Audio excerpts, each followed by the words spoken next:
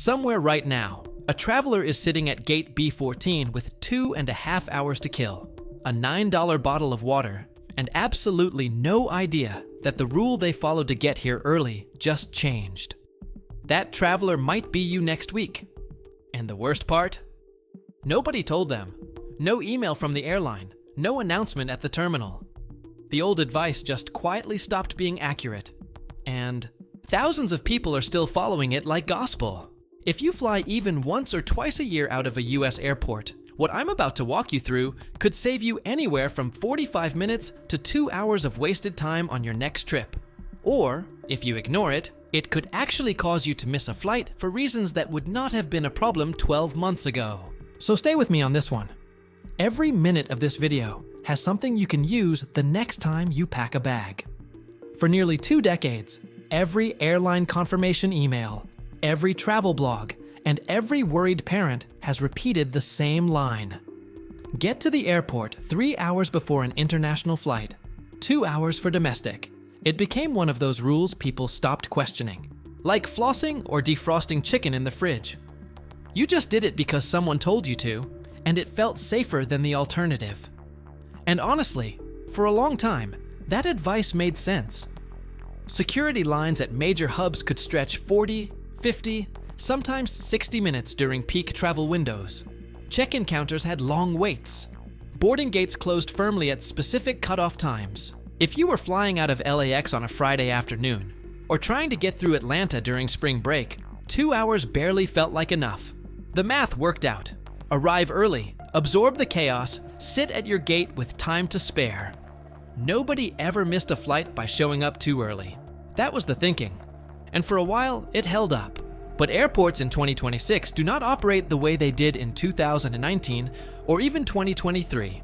And the gap between how airports actually function now and how most travelers think they work is getting wider every single month. In early 2026, the TSA completed the final rollout phase of its modernized screening infrastructure across more than 200 US airports. This has been in progress for several years, but the last wave of upgrades wrapped up in the first quarter of this year. What changed? 2 big things, and both of them affect how long you actually spend between the curb and your gate. First, the new CT scanning machines. You've probably seen them if you've flown recently.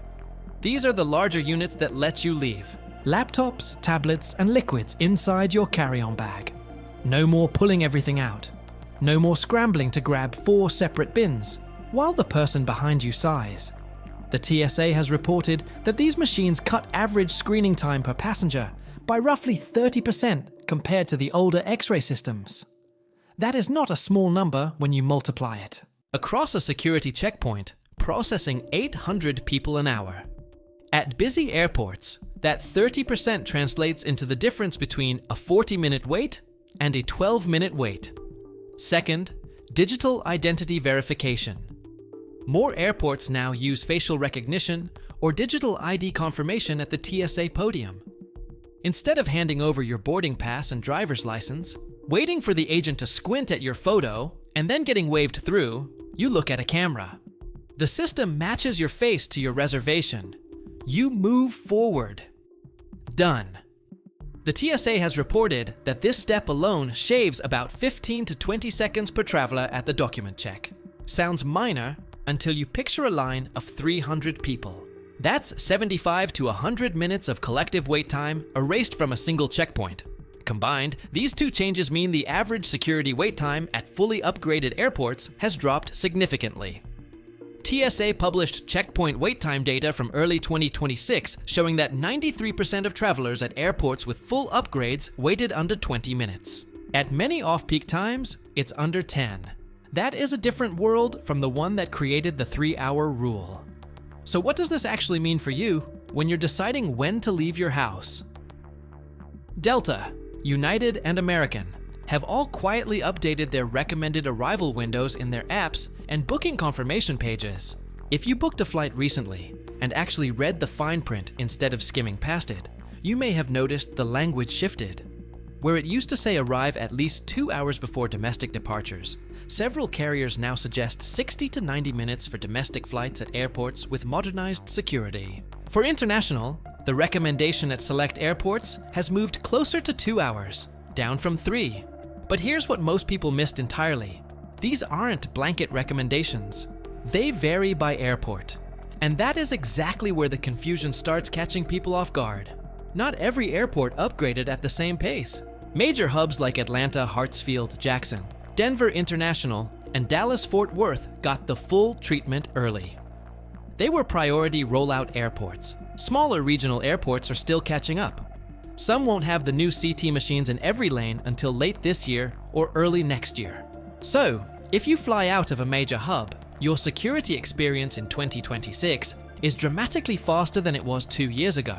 But if you're departing from a mid-size airport that still runs older screening equipment, the old 2 to 3 hour buffer might still be smart. The problem is that travelers don't check. They assume every airport works the same way. Someone breezes through Den in 12 minutes and then assumes they'll have the same experience flying out of a smaller regional airport 2 weeks later. That assumption is where people get burned. You can actually verify this yourself. The TSA publishes average wait times on its MyTSA app, broken down by airport and by time of day. It takes about 30 seconds to look up your departure airport before you leave your house. I'd call that the single most useful thing you can do before any trip in 2026. 30 seconds of checking saves you from either showing up way too early or cutting it too close. Now here's the twist nobody expected. Arriving too early is actually creating its own set of problems at certain airports. Gate areas at several terminals were not designed to hold the volume of people now showing up with 2+ hours of idle time before boarding. Overcrowded gate areas lead to boarding confusion. People wander to other concourses. They miss announcements. They fall asleep at the wrong gate. They put in earbuds and zone out for an hour. Airlines have actually reported a small but measurable uptick in passengers showing up at incorrect gates or missing boarding calls entirely because they arrived so early they mentally checked out. Think about that for a second. People are now missing flights, not because they arrived too late, but because they arrived too early and lost focus. There's also a financial angle nobody talks about.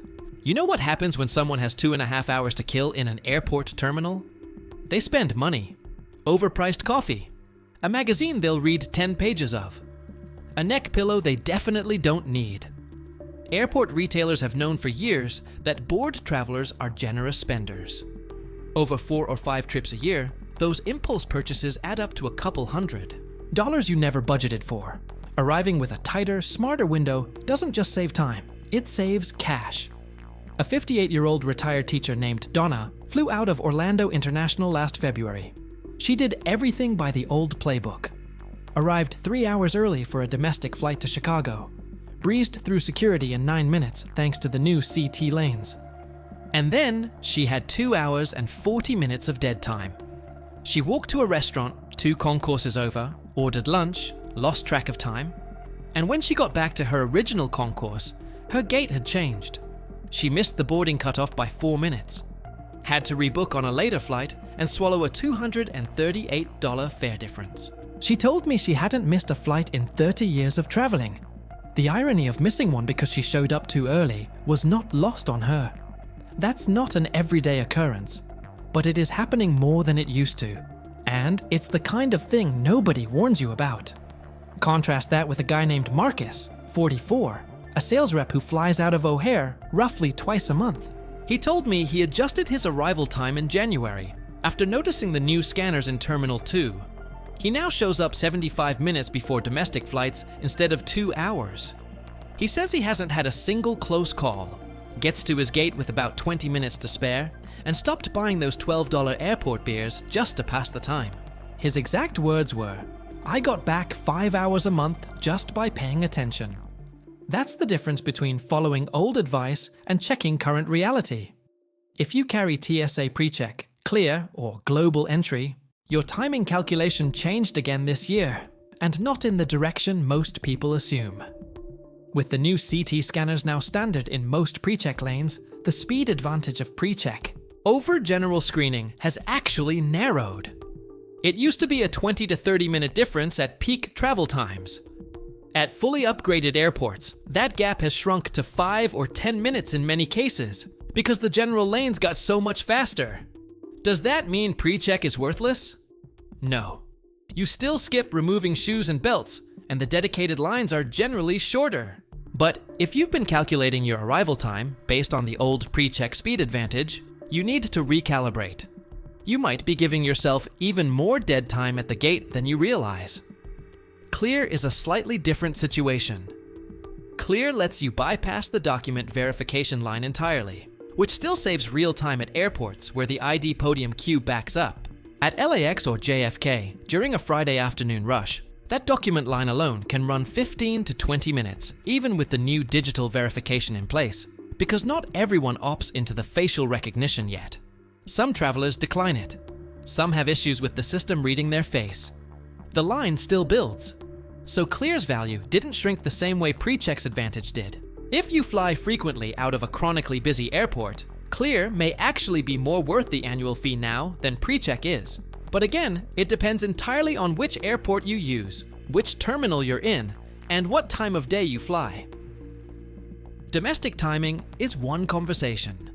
International departures are a completely separate issue, and the new screening speed doesn't fully solve it. Even if you clear TSA in 10 minutes flat, international flights still require you at the gate earlier, passport verification at the boarding door, customs pre-screening at some terminals, the longer boarding process that comes with loading 250 to 300 passengers onto a wide-body aircraft.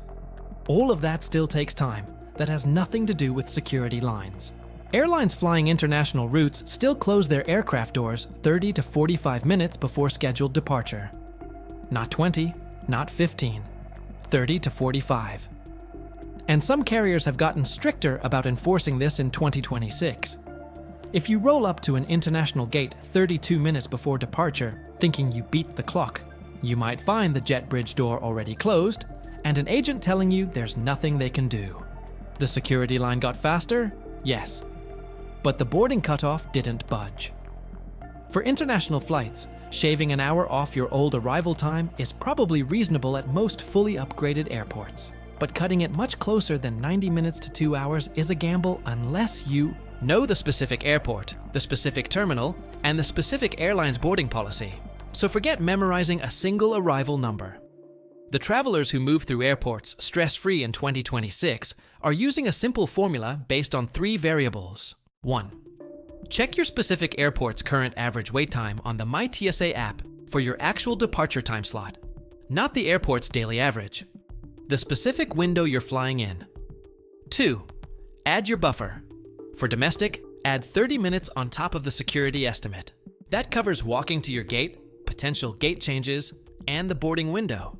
For international, add 60 to 75 minutes for all the extra steps we just talked about. 3.